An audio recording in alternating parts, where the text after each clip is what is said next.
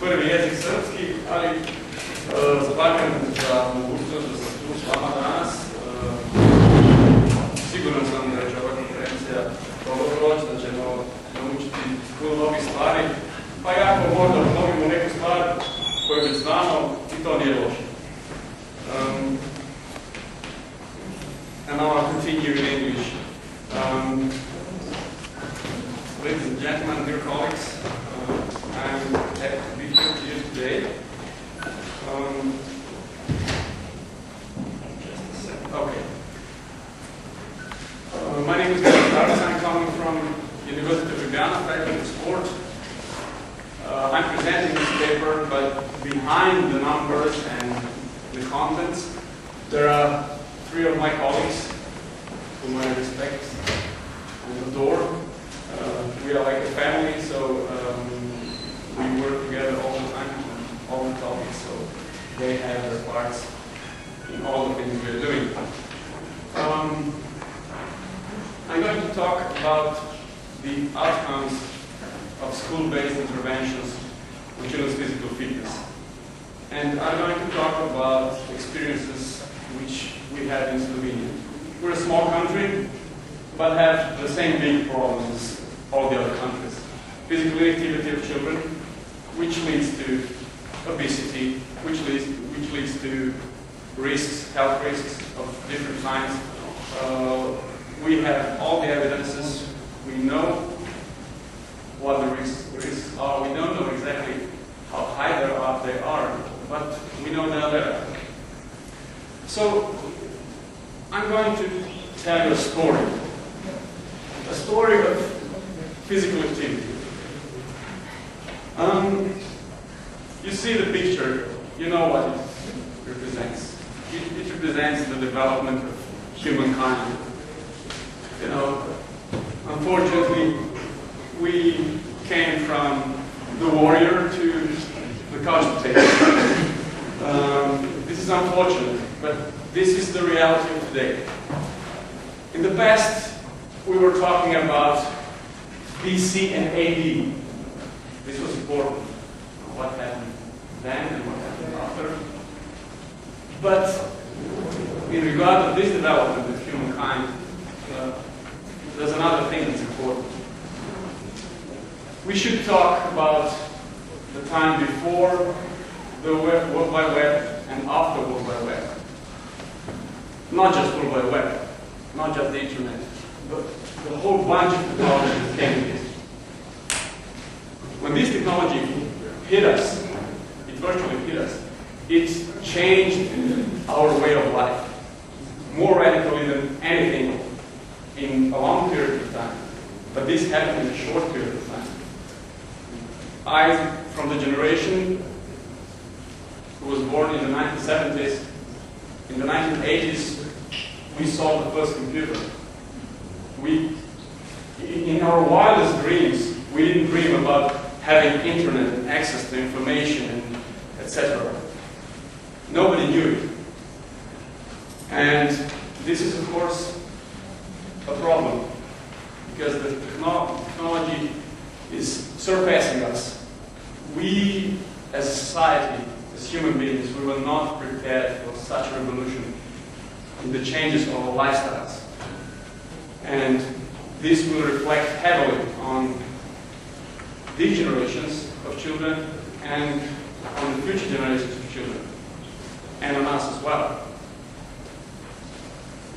When this technology came, maybe you remember, maybe you heard this, you know, they were talking about, now we have this technology, and this technology will do a lot of work for us, so we will have more free time.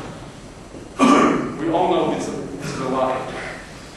You all know you work 10 times as efficiently as people 20 years ago. And you work 2 times more than they did. The effect on your health is going to be, I don't know how it went, but I'm sure it won't be a nice influence. We are at a high risk. And this is not incalculated in all the calculations about insurances, etc., and about future costs of medical expenses, etc. So we are facing a real threat. Why? Because the physical activity of people has diminished.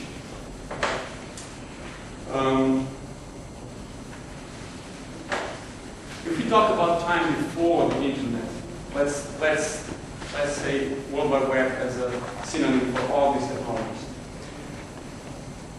What do we know about physical activity of those days? Not enough. Because we didn't have the technology to measure physical activity of children and adults at that time. Nothing existed. No pedometers, no accelerometers, nothing. So the technology was not there. We don't know what was going on. There was some self-reporting. Yeah, some people did research this, They asked people, how many times per week do you exercise? For how long, etc. But this was self-reporting. And the problem of self-reporting. People usually don't give the correct information. Some lie on purpose. Some believe they are like they say they are, but they are not in reality. And this data with self-reporting is totally unreliable. We have a lot of experience with it. We've been doing studies here and there and comparing objectively measured and self-reporting, etc., and it doesn't fit. So, very poor evidence on what physical activity of children was in those days. What we are left with is only our experience and our memories of how we were as children. And I can tell from my experience. When I was a kid, I went to school in the morning at 7 o'clock, returned home around 1:32, came home, opened the door, threw the bag in, went out on the playground and stayed there until 7 in the evening. This means I was outside almost every day, rain or snow or sun, in any weather, for 5 hours a day. This means every weekday for 5 hours. This means 25 hours of physical activity, unstructured. And now, what do you see? If you go in Belgrade, in Ljubljana, in all bigger cities in Europe, in the afternoon, if you go outside and look at the playgrounds, you will find out that these playgrounds are empty. In most cases. Parents are afraid for their children. They don't let them out because there's a lot of traffic. True, the traffic has increased exponentially. But they fear also pedophiles, kidnapping, terrorist attacks, some threats that are really unlikely. It's very unlikely that your child will suffer from the attack of a pedophile, for example. Really, it's a much higher risk that you'll get hit by a car or die in a plane crash. But still, this moral panic is spreading through the media, and this affects the options for children. They don't have a possibility to be physically active. They cannot do it indoors at home because you cannot run in the 50 square meter apartment or 80 square meter apartment. There's no place. Of course, a lot of children exercise. Yes, they do. They do exercise sports. They train. But what does this mean? This means that parents are driving them to different exercises, maybe once a week, maybe twice a week, sometimes maybe even 3 times a week, or even 4 times a week. But this training lasts for maybe an hour. So if you go and train every day for 1 hour, it's still only 5 hours. Whereas I had 25 hours per week. That's where the difference comes from. That's why the development of today's children is at risk. Of course, now, after the World Wide Web, we have an abundance of technologies to measure physical activity. We have wristbands, we have armbands, we have accelerometers, we have smartphones, we have, I don't know what what we have. I'm not even fluent with this. Something pops up every day. But the problem is, we still don't know how active our children are. Because most of these devices are intended for personal use. So only you know what's going on with you. You don't get the data because you cannot collect the data on lots of samples with this. And of course, the output of all these devices is not identical. You cannot directly compare this device to that device because they have different algorithms. It's not possible to compare it directly. And there is a serious problem which is called intervention. In this case, it's a problem. Because, in our experience, when you put an accelerator on a child, the child starts behaving differently. He wants to impress the researcher. Now I'm going to be more active than usual to show. What do we get? The wrong information. This is not his habitual physical activity. This is something on which this child adapted. Okay, if we had the possibility to have this child in the research for a year and carry this every day, to forget, that he's carrying a wristband, then maybe we would get a better data. But the problem is, every measurement has a great danger of being an intervention in this case. And we don't want that if we want to have objective data on physical activity of children. So, what are our options then? Luckily, people from the sports science have been occupied with measuring physical fitness of children for a long time. You've been doing it in Belgrade, you've been doing it in Amsterdam, or in London, or in Ljubljana. All around the world, people were measuring. So we have some data on physical fitness of children. And of course, physical fitness is an indirect measure, but it's a very good measure of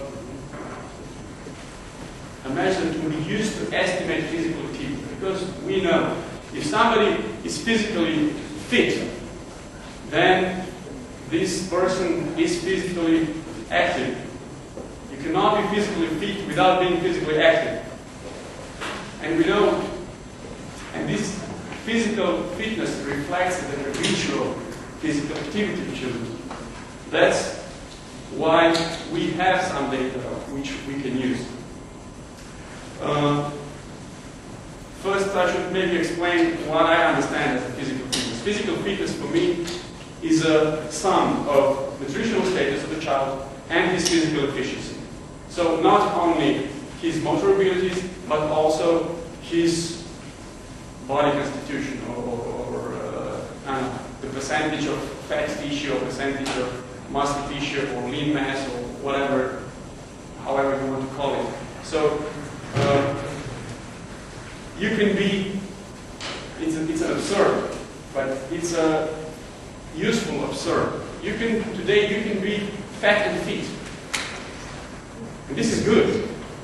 If you are an adult, if you are an elderly person, and you are fat and fit, you are at a lower risk of being injured or having fractures or sarcopenia or low muscle efficiency, etc., than people who are lean and unfit. So it's better to be fat and fit than lean and unfit. Much, much better. And I'm going to show you, maybe it will reflect also in the data I'm going to show you in the continuation. So, in Slovenia, we had a system, we used to call it a sports educational chart. Now we call it a slow fit system. Don't read all this, it's not important. It just reflects the timeline, how this system developed. In short, it's developing in the 1960s, but in reality, it was implemented in a pretty similar way than it is today in Slovenia in the school year 1981-1982. At that time, there was a decision that we are going to monitor the physical and motor development of children in Slovenia. This was a political decision, which was substantiated by scientific data, which was gathered also by the colleagues from Belgrade and other parts of then Yugoslavia, the land of heroes, as a Slovenian song calls it now. And it took us 6 years to implement it in all schools. So at that time, like Ministry of Sport, they said, okay, we are going to implement the system, but it will take you 6 years. After 6 years, you will re-evaluate everything, see which tests are probably not good, which should be changed, and then we were going to implement it in all schools if the system works in these 6 years. And you know how it began? One person at the beginning was Professor Janko. He went there to the ministry, or what was it, secretariat. It was called secretariat at that time. And he said, we want to do this. And they said, okay, we'll do it, we will implement it. But you will have to show us that an ordinary teacher, physical education teacher in ordinary primary school, is able to do it, to measure all the children in one physical education lesson, 45 minutes. We will come, pick you up, take you to a school. You won't know which school. We'll just drop you there. You will go and find a physical education teacher, and you will tell him what he has to do.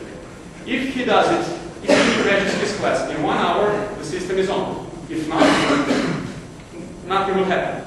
So they picked him up in the black car, took him to the school. He went to the school, found his former student, now a physical education teacher, and he told him, look, these are the tests. You have 45 minutes. You have to measure all the children correctly. Follow the protocol, go ahead. He did it in 45 minutes, even 43 minutes. So they said, okay, the system works, it's rational, it can be done, it will be implemented. This is how it began. So this system is now quite an old system.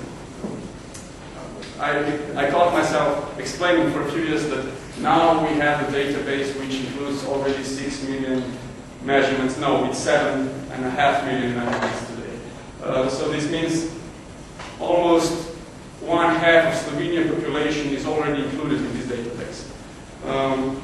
What does it mean? It means that every April, all the children in Slovenia, all the schools in Slovenia participate in these measurements. Physical education teachers measure all the children according to the same protocol in all the schools. The response rate is between 95 and 96% of children in primary school, for example. So only around 4% are missing every year, but this is okay because we know that every day 5% of children are missing from school because they are ill. So we have a high percentage in the database than is usually in school. To compare this to the medical examinations, which are compulsory, so parents have to bring children to a medical examination before a child enters primary school, for example, and every 2 years. The response rate in this system is 85% only.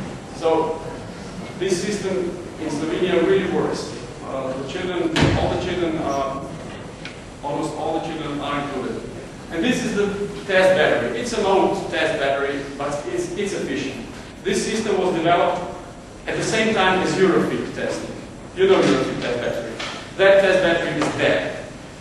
That test battery has never been implemented as a monitoring tool. It's good. It's more precise than ours. But it's too complicated, too expensive, too time-consuming, cannot be implemented in schools because it will take too much time. In Slovenia, we have 2 hours per year for each class. This is it. If we used Eurofit, we would need 4 hours. This is 2 hours to make. This costs. So it has to be very effective. And this is why we won't change our system. It's a good system. It's been working. And it gives us all the information we need. And of course, we need information about the trends of physical and motor development of children. We don't want to use this for elite sport. This is not our purpose. these tests are too crude. These tests, it can, I mean, they can give you like orientation where a child is. When we look for our elite athletes in this database, we can see that they are always in top 400, top 500 children. So you can find them there. But it cannot be used to guide a child into one or another sport.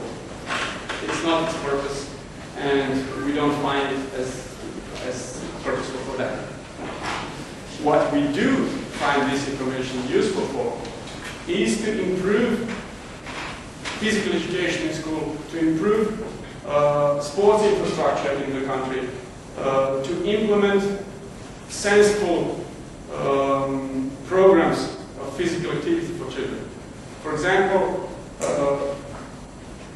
we can only thank this data that we have 3 hours of physical education per week. This decision was made upon this data.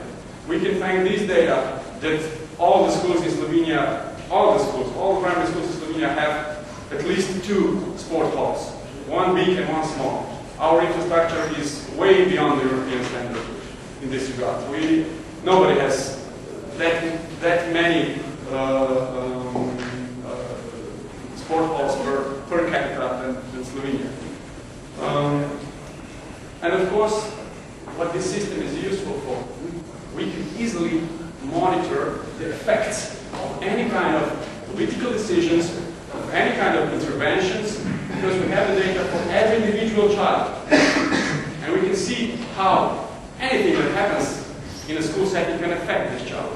So this is a very useful tool for us, and it's becoming more useful now because it's old. And now we are at the time that the parents who have already been included in this database have children. And they can compare their own results with the children's results. And this brings the light up their head. You know, whoa, what's going on with my child? You know, I was way better than he was. Now, no computer, no TV, go outside and play. You know, it's very important, and we are getting there. Slowly, we are building a system in which all the people who have ever been included in the database are going to get their personal data, and they will be able to construct maybe a family profile. This was me, this was my wife, these are my children. How are we developing? You know, okay, it's a science fiction for big countries, you know, but for a small country like Slovenia, it's doable, and it should be done in 2 years. We are working on it. So, in this database, we can gather information about what's going on with our children. And here you have a picture of overweight and obesity, of pre-obese and obese. So, pre-obese plus obese is overweight. And you can see, for example, in obesity, in 1989, there was 2.3% children in our population. These are children from 7 to 14. I only took this age. So 2.3. The worst year was 2010, with 7.3% obese children. This means what? 300% more obese children than in 1989. Can you imagine that somebody would find out, for example, in Serbia or any other country, that, I know, 300% more children are infected by some kind of virus or I don't know, anything. You would have a national alert. Everybody would get vaccinated. There would be programs for protection. There would be many things. This doesn't worry anybody. I mean, it worries us. That's why we are still have a lot of work to do. And up there, you can see this dark line. This dark line represents the physical fitness of children.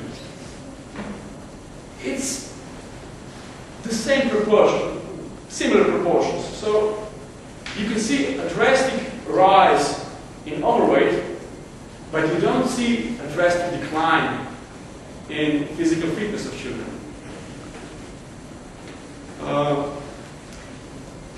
Why is this so? Yeah, I think that physical education in school has a lot to do with it. So the high quality physical education and good infrastructure are important, especially today.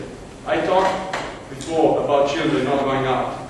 For many children, physical education classes in schools are the only physical activity they are getting. So this is why it's important to have high quality physical education in schools. Nothing is as important as this. You know, in no other subjects this crisis was so evident. You know, the people, I mean, children are not less literate than they were before. They know a lot. They know more than we did in their age, especially with the tremendous curriculum they had in all the subjects. You know, when all of you who have children, you know that you have to go to school again with homeworks. You know, so primary school points 2 for you. So we can see that there was not such drastic ups and downs. Okay, you can see here, you know, this drop in the early 90s. This is the breakup of Yugoslavia. It affected physical fitness of the population in Slovenia. It was affected because many children left with the families. They went to Croatia, Bosnia, Serbia, Macedonia. They left Slovenia. And then there was a decline of physical fitness afterwards in 1993, 1994, 1992, because some of the families who went out at first were returning again. And this flow of population affected the overall picture of physical fitness.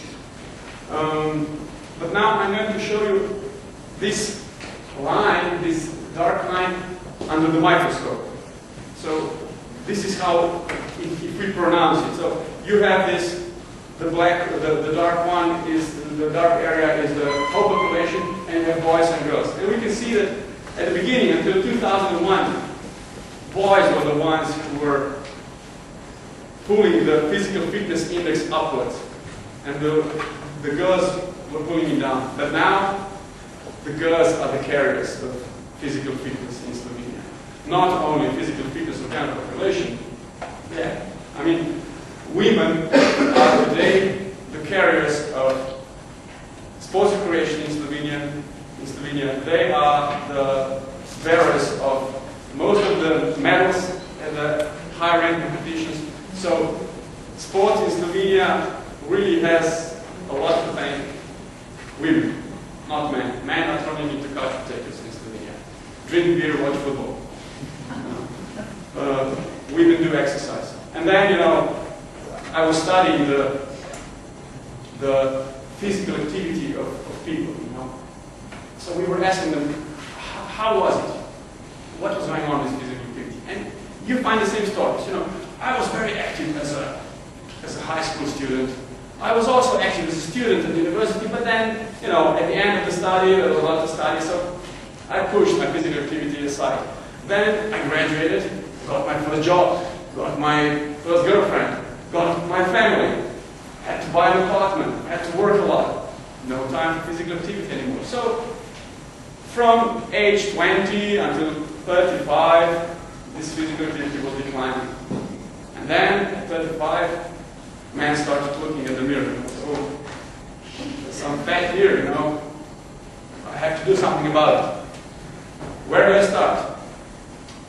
Well, as an 18-year-old, I was great at football. Let's play football. Okay.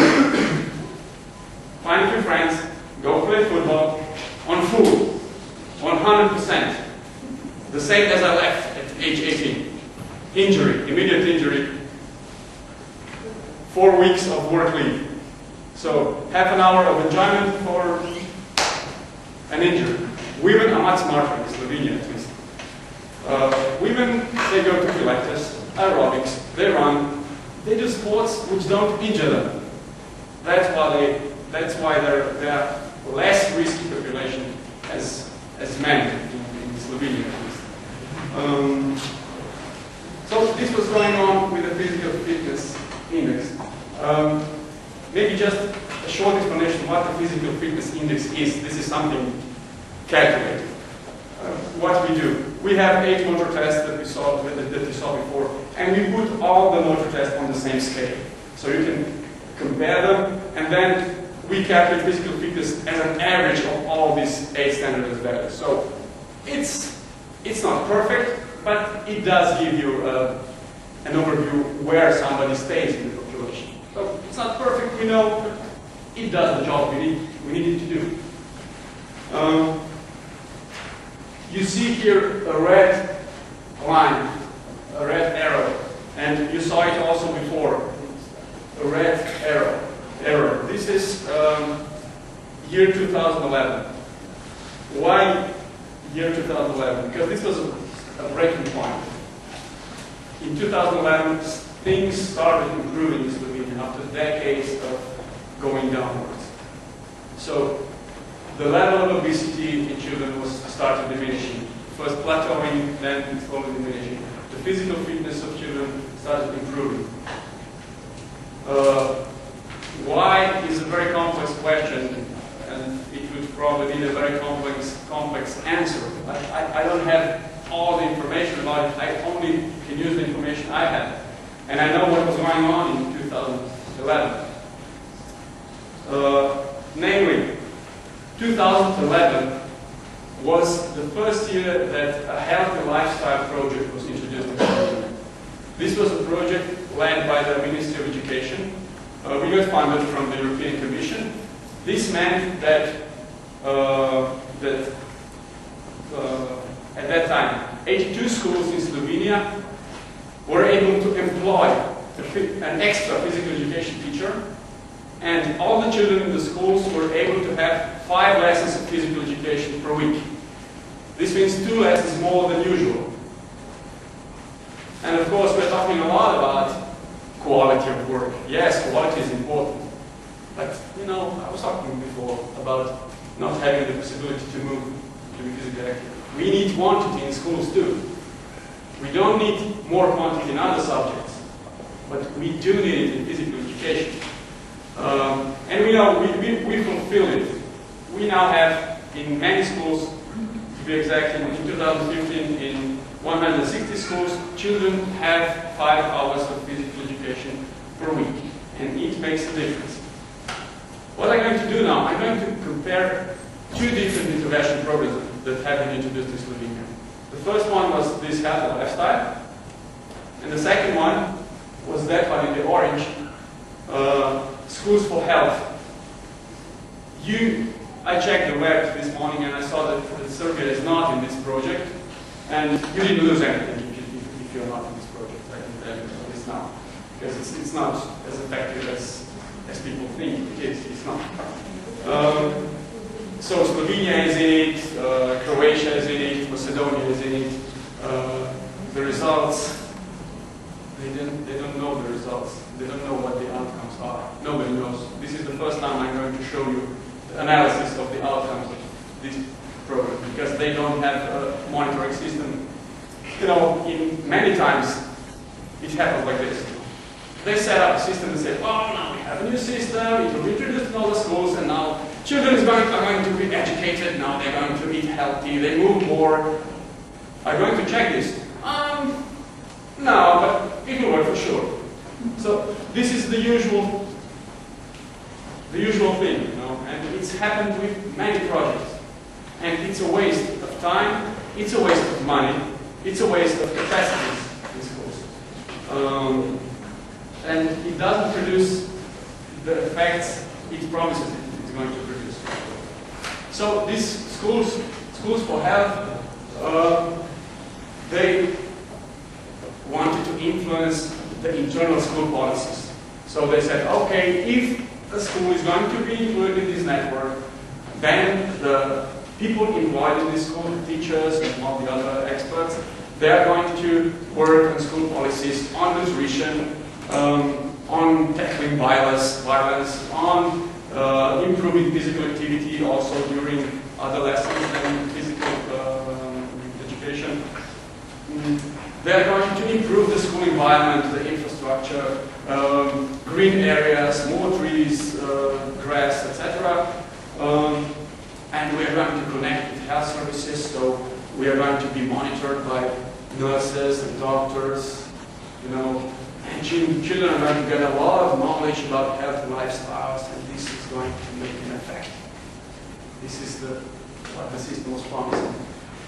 And then we didn't pay attention to this system, but we saw that something has to be done, because we saw that the physical fitness of children is going down, and we found an opportunity, and my colleagues and I, we worked very hard with the policymakers, with the ministry, with every possible person except Pope maybe, that could influence this, to install this kind of system in Slovenia, to get children more physical activity in school. Because this is something we can guarantee. We cannot guarantee physical activity improvement in their free time. You know, this is something that happens or does not happen. You don't have a real influence over it. So we wanted to enhance the general physical fitness, and we wanted to combat the effects of sedentariness. You know, the children are sitting all day long. You know, in the morning they come to school and then sit for 5-6 hours. This is horrible. This is terrible. This is unspeakable. Every school should have a sign: sitting forbidden. Like every hospital should have a sign: lying down forbidden. Inactivity kills. Inactivity kills your muscle mass. It kills your physical efficiency. So what does it mean? It means that all the other subjects in school have to be taught in an active way. We are now preparing a project in Slovenia of teaching natural science subjects outside. It's school outside. You can do many things outside. You know, you don't look at the bee in the book. You go outside and find the bee. You run with it to see how fast it flies. You know, you can even distill alcohol outside if you want to. You know, you can do anything outside. So fortunately, we have some very good natural science teachers who are now going to prepare all the topics that can be taught outside to have this more effective. And they are practicing them already. You know. So they say children who learn in this way, they learn much faster, they memorize things much better, and they understand things. Probably most of you have heard about Maria Montessori. Montessori pedagogy, yeah, some people they link it to Christianity and religion, etc. But this woman was really smart. She was ahead of her time, you know, because she found out the mechanisms of learning, and she found out that movement in learning is important. That if you move when you are memorizing, when you are learning, you memorize better. Why? There are neural connections which are getting stronger, a lot of oxygen coming into your body, which is not coming if you're only sitting at a low heart rate, etc. Maybe a very complex physiological thing is going on in our body. But this can be done. Maybe some of you have seen a show on Discovery Channel. It was called Superhuman. So this show featured various people, you know, who had some extra abilities. You know, somebody could eat glass, somebody was a magnetic man, or something, an iron stuck to his hands or something. But there was a man who was extremely fast and extremely accurate in calculations. He could calculate thousands of numbers without mistake very fast. So they did a test. They gave him a shopping cart and they sent him to a superstore. You know. And he was driving to the superstore and throwing things in. You know. Looked at the price and threw it in. At the end, he came to the cashier with a whole bunch of things in his trolley. You know. And then the cashier went calculated all the sums, and he showed his sum and she showed her sum, and it was not the same. And they double checked. She made a mistake. She didn't count in the discount on one item. He did. So his calculation was correct. And then they said, well, now we are going to see how your brains are functioning during these operations. So they got a high-class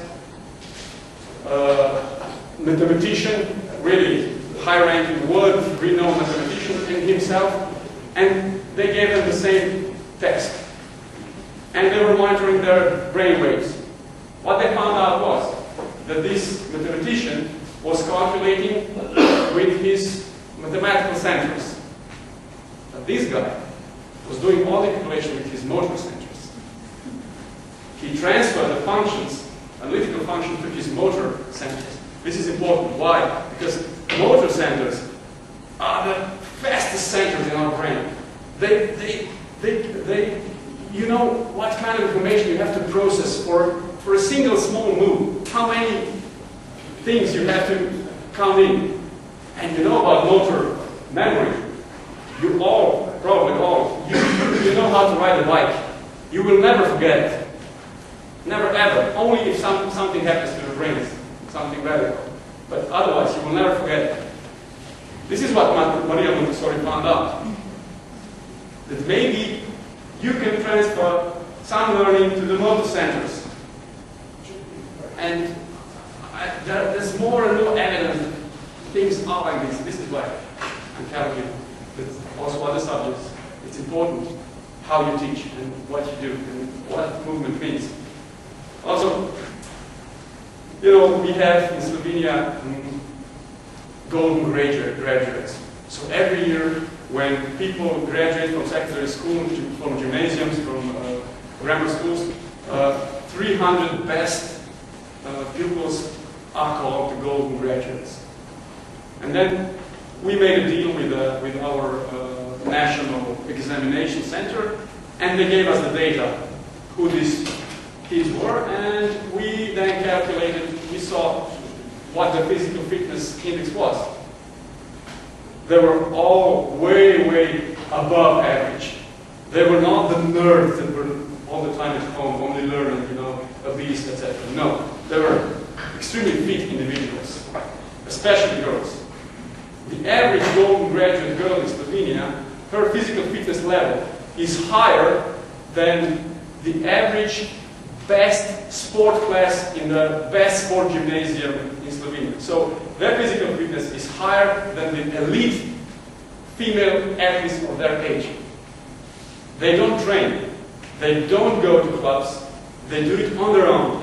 Because they know, I have to learn and I have to move. I have to learn, I have to move. When I'm tired of learning, I have to move. When I'm running, I'm memorizing. And another thing, when I'm physically active, you know what's going on in our muscle. You know, the adenosine triphosphate is falling apart, and then we have adenosine only. You know what adenosine is? What it makes? The adenosine that is produced with our muscle work, its levels are rising during the day. In the evening, if these levels are high enough, this adenosine puts us to sleep. If you want to have a high quality sleep, you have to have adenosine. If you want your brains to function normally, you have to have a high quality sleep. If you are tired of sitting behind a computer, you are not tired for having a good sleep. You are only tired. Your nervous waves are tired. Your eyes, your ears, your brains, everything is tired, but you don't have adenosine in your body.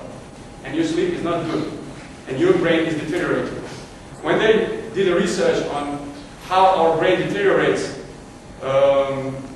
they took two groups of people, one who had good sleep and one who had bad sleep, and they monitored them for 3 years.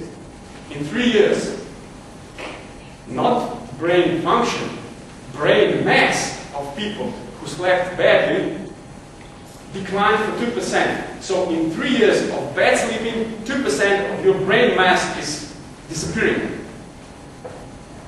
In 30 years, 20%, I don't know. But this has some serious implication of your brain ability. Yeah? And they also find out in teenagers that if you go partying, and if you don't sleep, if you go to the club somewhere, and come home at 7 in the morning, if they take your blood and they look for stuff in your blood, they find in the things that they usually find when somebody has a brain disease which deteriorates brains, when the brains are falling apart. This happens when you're partying all night and not sleeping. So your brains are virtually falling apart. That's why it's important to be physically active. That's why you need adenosine. That's why you need a good sleep, to have your brain function normally, hopefully. In the examples I'm going to show you, you will see something above 72,000 children included in schools for health in Europe, and around 64,000 in 2015 in healthy lifestyle.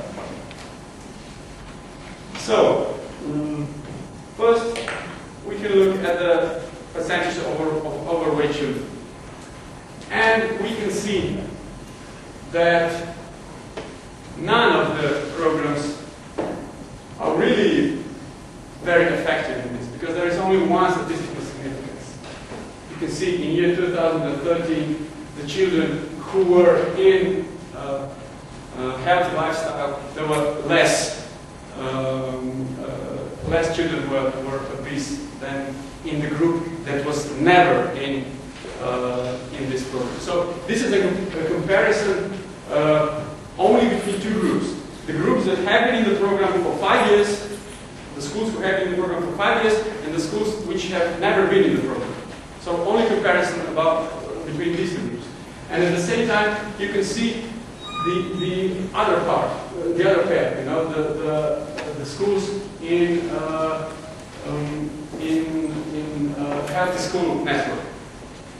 And you can see that the difference between schools who have been in healthy schools and who have not been in healthy schools is much smaller than the difference between children who've been in healthy lifestyle or not.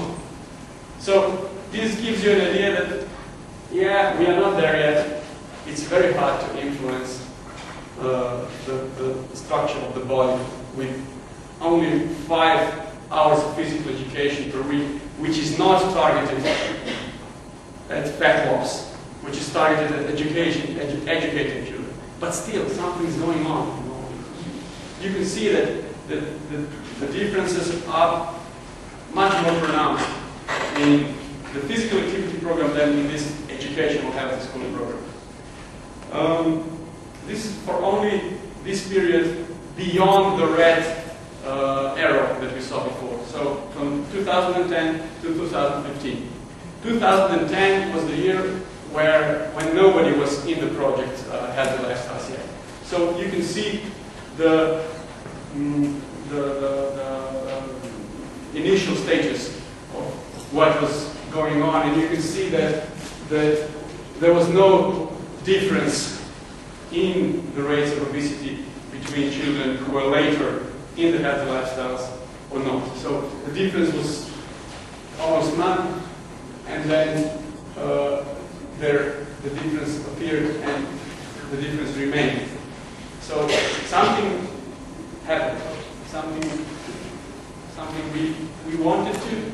It's not as pronounced as we wanted to, but this has to do with contents.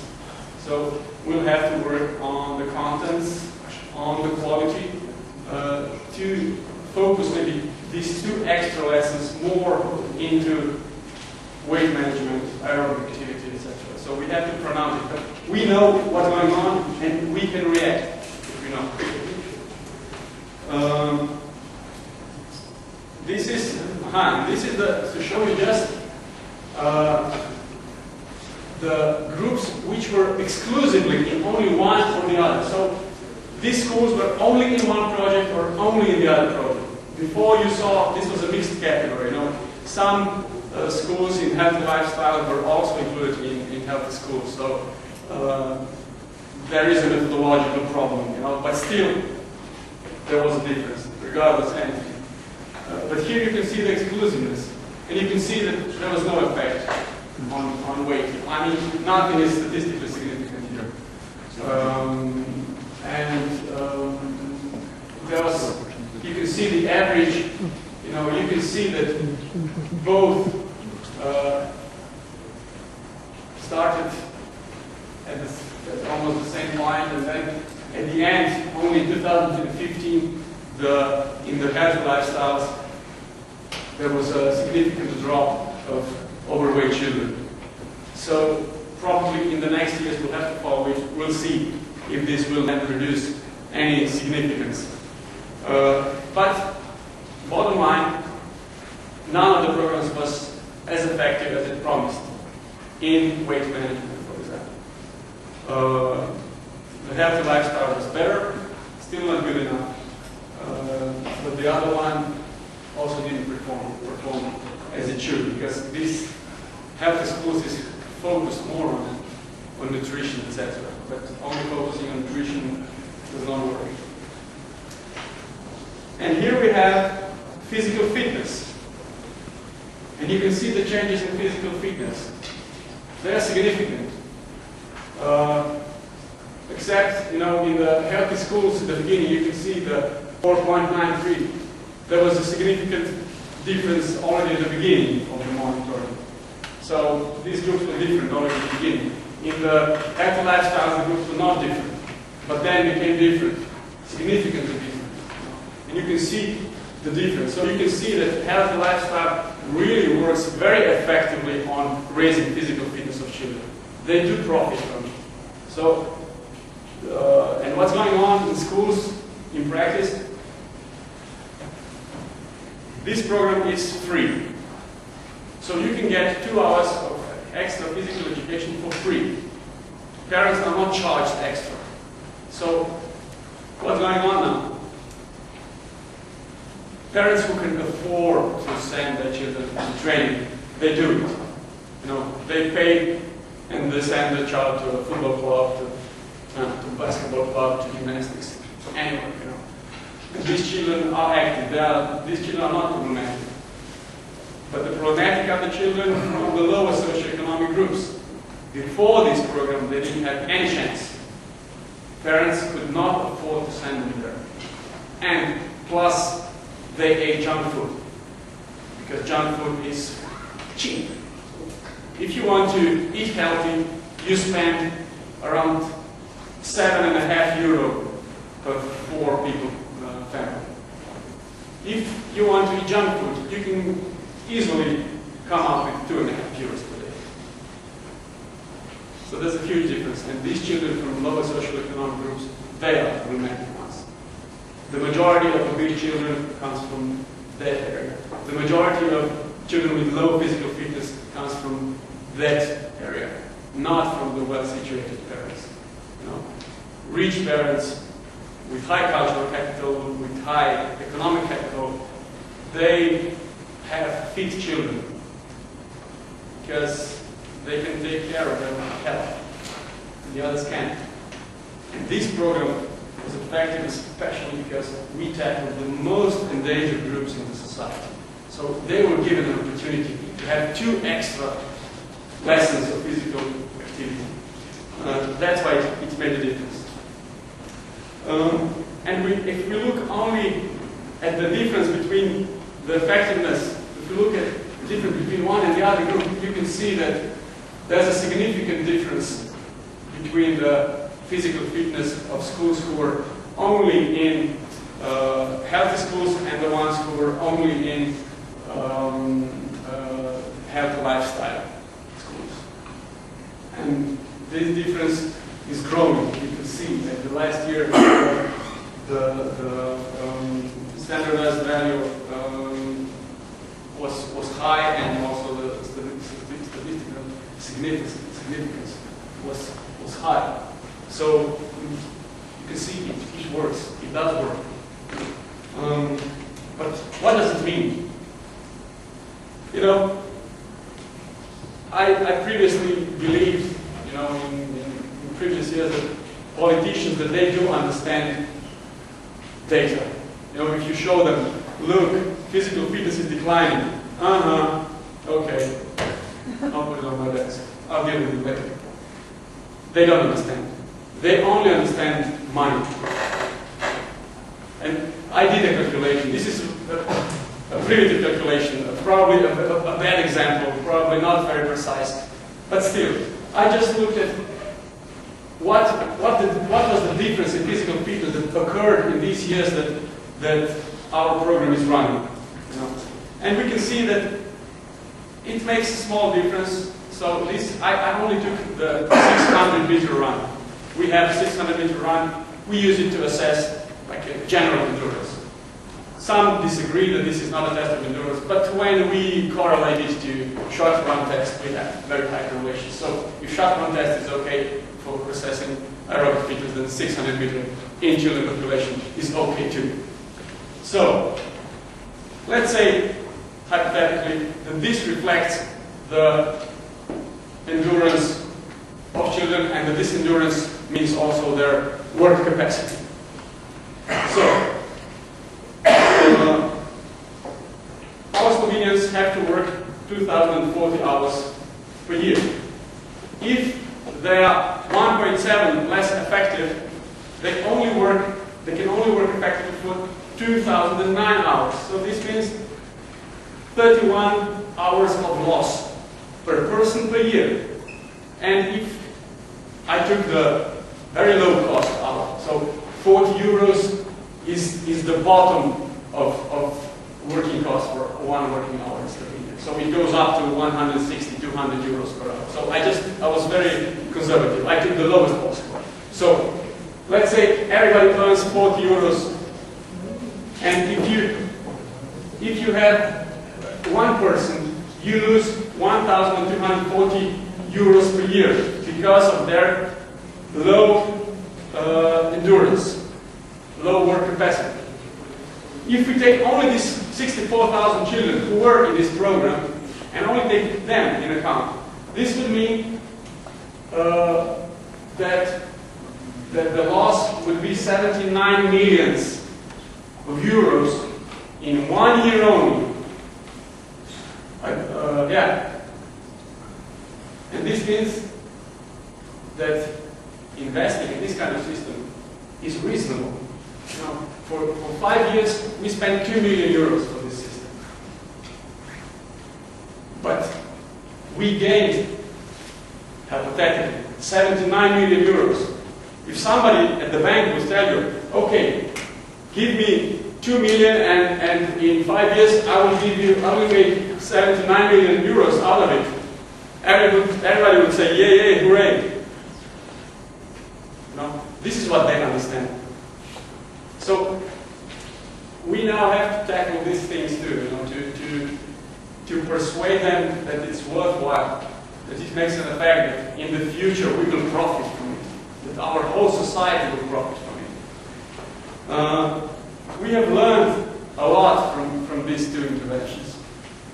We found out that all these interventions that tackle physical fitness of children, physical abilities, their nutritional status, they have to be focused. They have to focus on one thing, on one topic, not on 2,000 topics. You know, environment, etc., etc., etc. If you have too many topics, you lose your focus, and then you're doing a little bit of this, a little bit of that, nothing comes out. So you have to be focused. You have to have a goal, a perspective, and follow. It has to be school-based. You don't get children in any other institution than the schools. All the children go to school. It's the only place you can work on this program. The only place that exists today. Nowhere else. Not in medical institutions, nowhere else. Only schools. You need competent staff. You cannot have just somebody who knows something about something work with children. No, you have to have experts. You have to have educated experts. You have to have graduates from the fields in which they will work. So from physical activity, for physical education stuff. You have to have systems that do not segregate children. You know, some systems have problems. They say, okay, we will only pick out the overweight children, and then we will have special exercises for them. This is like putting a stamp on somebody's forehead, you know, I'm fat. if you go to that class, you're fat. This is disastrous for children. This is why they don't want to go to that class. Because at the minute they set foot in that class, they are fat, and everybody knows it. So you have to have a system that includes everybody, or gives the possibility of everybody to be included. And of course, it has to be physical activity based. You need to work on quality and on quantity. Quality is very important, but quantity is equally or even more important in today's terms. This is what I wanted to share with you, our experiences, our view on how things are going in. Maybe somebody will think about it. Maybe in the future you will set up a system that will be even more effective, to improve the health prospects for your children, to improve the general health in public, to give your children a better future, not the future in which they will have to worry about dying young, etc. Because there are studies which say that children of today are the third generation who is going to die at the lower age of their parents.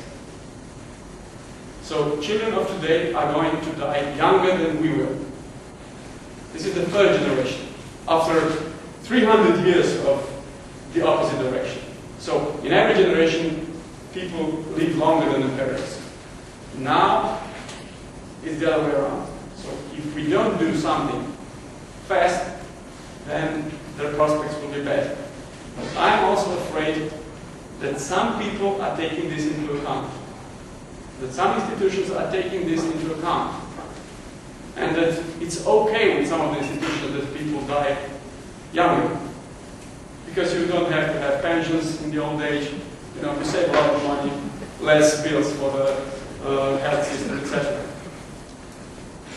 So some people are working with pigs in their pockets. But we are, although we work in sports, we all work in sports here, in sports science, we really work in public health. We do more good things in public health than many medical workers. It's just not acknowledged, or maybe we don't talk enough about it.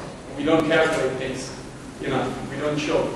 So this is probably the way we will have to go, because physical education is becoming #1 priority in international documents. The elite sport is going to be put aside. It's not important. It's important, but it's not as important as quality physical education. There are already cities in Europe which said, we don't want elite teams. We will transfer all the money that went to elite sport now to sport for all. So the states are moving in that direction. And of course, we won't let the sport to die.